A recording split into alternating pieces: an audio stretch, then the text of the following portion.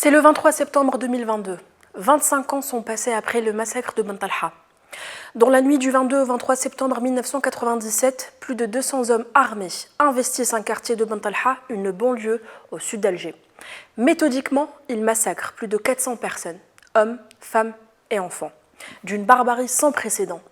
Les cris des victimes et les déflagrations de bombes s'entendent à des kilomètres pour que nul ne l'oublie. 25 ans après, malgré la volonté des autorités de tourner la page, les survivants de cette nuit d'horreur peinent à faire le deuil.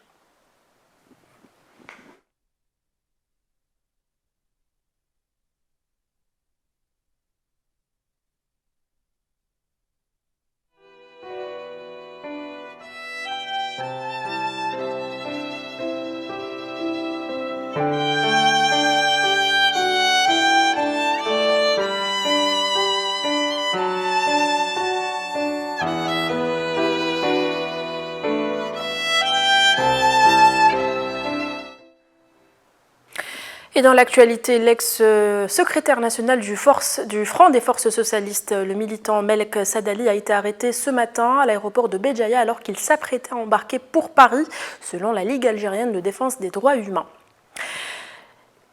Les députés du mouvement de la Société pour la paix, le MSP, ont déposé une question écrite au bureau de l'APN adressée au Premier ministre Ayman Ben Abdelrahman au sujet de la qualité des soins dans le sud du pays. Plusieurs problèmes ont été cités par le parti de Abdelrazak Makari, à savoir l'éternel manque de médecins spécialistes, l'absence de CHE au sud malgré la mobilisation de budget à cet effet et l'incapacité des malades à payer les frais des soins chez le privé. La formation politique déplore également l'absence d'un hôpital destiné aux brûlés. Et sur le plan international, des centaines d'équatoriennes ont manifesté devant le siège de la police à Quito après un nouveau cas de féminicide. Il s'agit cette fois-ci d'une avocate de 34 ans. Elle a été retrouvée à quelques kilomètres de l'école de police où elle avait disparu lors d'une visite à son mari le 11 septembre.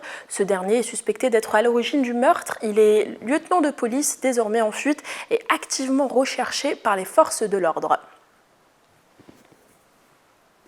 Toujours sur le plan international, les autorités marocaines ont empêché mardi une délégation de parlementaires européens d'entrer dans la ville de Nador pour enquêter sur la tragédie de Melilla, explique l'Association marocaine des droits de l'homme. De son côté, le gouvernement espagnol rejette toute responsabilité. Le gouvernement de Sanchez parle d'usage disproportionné de la force dans le drame de Melilla.